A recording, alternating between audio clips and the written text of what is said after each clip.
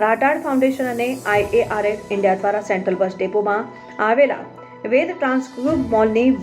Vedika art gallery ખાતે 4 દિવસનું art expo 2024નું આયોજન કરાયું, જેમાં હૈદરાબાદ, પાટણ, વડોદરા, દિલ્હી, જબલપુર, ઇન્દોર સહિતના શહેરોમાંથી 25 કલાકારોએ ભાગ લીધો। આર્ટ એક્સપો 24માં કલાકારો દ્વારા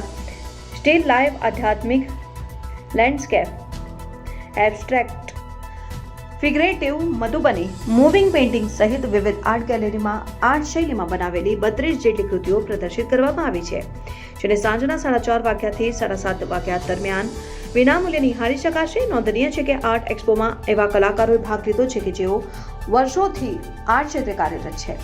જેમાં વિવિધ કલાકારોએ કુદરતી પરિવેશ, પોતે જોયેલા સ્થળો અને ત્યાં કરેલા અનુભવને કલાના માધ્યમથી ઉજાગર કરવાનો પ્રયત્ન કર્યો છે।